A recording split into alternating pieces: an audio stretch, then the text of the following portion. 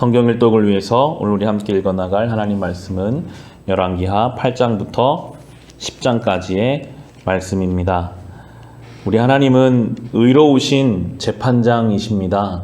하나님은 잘못된 것은 반드시 하나님의 때에 바로잡으시고 하나님께 순종한 사람들에 대해서는 그 약속을 지켜주시는 분이심을 오늘 본문을 통해서 우리는 살펴볼 수 있습니다.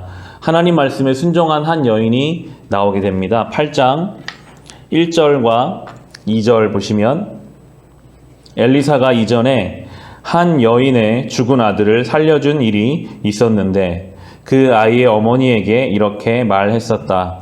부인은 가족을 데리고 이곳을 떠나서 가족이 몸부쳐 살만한 곳으로 가서 지내시오.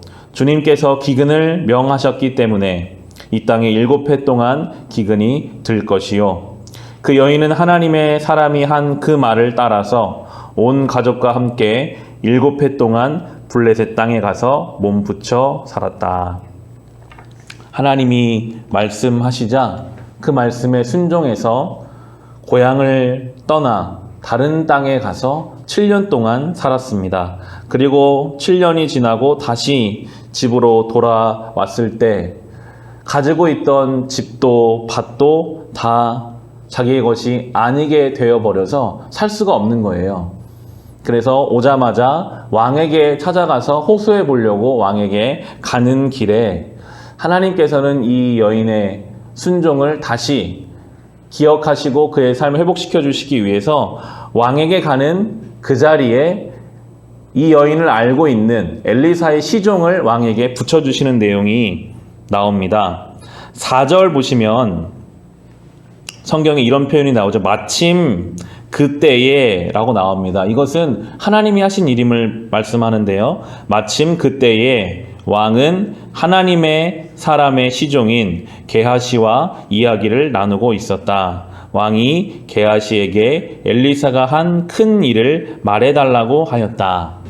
엘리사가 수많은 큰 일을 하였는데 게하시가 이야기하는 것은 바로 이 여인의 이야기를 하기 시작합니다. 죽은 아들을 엘리사가 살려주었던 이야기. 5절 보시면 그래서 게하시는 왕에게 엘리사가 죽은 사람을 살려준 일을 설명하고 있었다. 바로 그때에 엘리사가 아들을 살려준 그 여인이 왕에게 와서 자기의 집과 밭을 돌려달라고 호소한 것이다. 게하시는 높으신 임금님, 이 여인이 바로 그 여인입니다. 그리고 이 아이가 엘리사가 살려준 바로 그 아들입니다 하고 말하였다.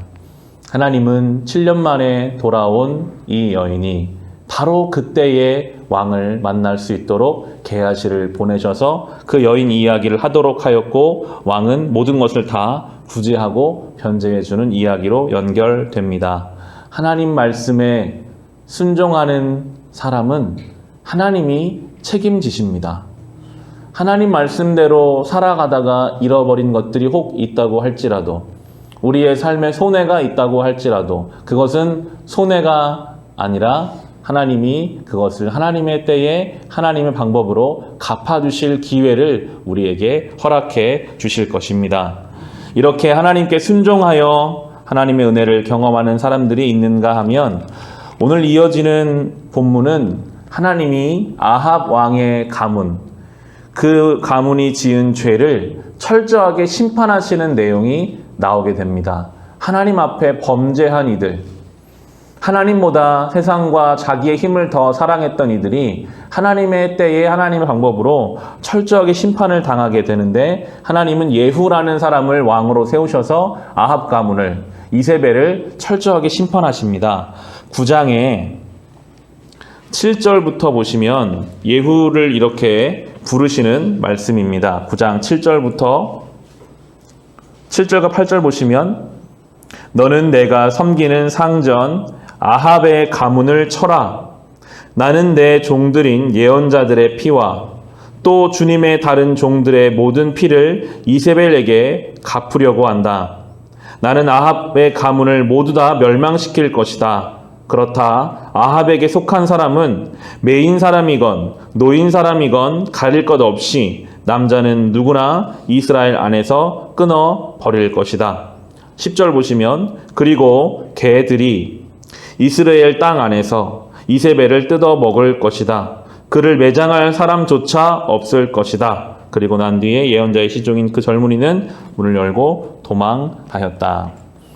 이 예언은 그대로 이루어집니다. 하나님은 무섭도록 이 죄에 대한 심판을 이루어 가시는 내용이 오늘 본문에 나오게 됩니다. 하나님은 살아계십니다. 우리가 볼 때는 이 세상에 질서가 없는 것 같고 악인들이 득세하는 것 같고 자기 마음대로 힘 있는 자들이 세상을 이끌어가는 것 같으나 하나님은 살아계셔서 반드시 하나님의 때에 하나님의 방법으로 모든 것을 되돌려 놓을 것이고 심판하실 것입니다.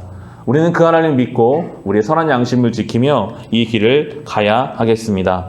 예후라는 사람을 하나님께서는 말씀으로 부르셨고 그를 통해 모든 아합 가문을 심판하셨는데 참 무서운 것은 이 예후는 하나님 말씀도 듣고 자기 손으로 하나님 앞에 죄 지은 사람들이 어떻게 심판당하는지를 보고 사용되었으면서도 정작 본인도 하나님 앞에 죄를 짓고 하나님 앞에 온전하게 못 사는 모습이 나오게 되는데요.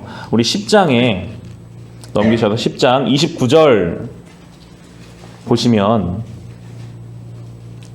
10장 29절에 그러나 예후는 베델과 단에 세운 금송아지를 섬겨 이스라엘로 하여금 죄를 짓게 한 느밧의 아들 여로보암의 죄로부터 완전히 돌아서지는 못하였다 라고 나오고요. 31절도 보시면 그러나 예후는 주 이스라엘의 하나님의 율법을 지키는 일에 마음을 다 기울이지는 못하였고 이스라엘로 죄를 짓게 한 여로보암의 죄로부터 돌아서지는 못하였다. 32절 이때부터 주님께서는 이스라엘을 조금씩 찢어내기 시작하셨다. 그래서 하사엘이 이스라엘의 국경 사방에서 공격해왔다.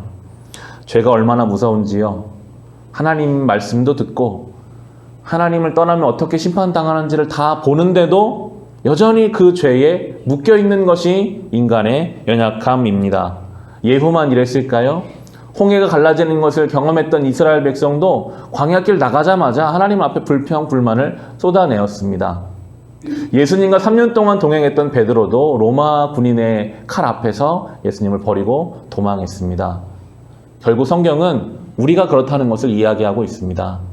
하나님 말씀을 들었어도 하나님이 살아계셔서 어떻게 역사하시는지를 봤으면서도 여전히 내 삶에서 또 죄를 이기지 못하고 넘어질 수밖에 없는 이 연약한 존재가 우리이기에 그래서 이 땅에 예수 그리스도가 오셨고 우리는 날마다 겸손히 주님 앞에 엎드려야만 살 수 있습니다.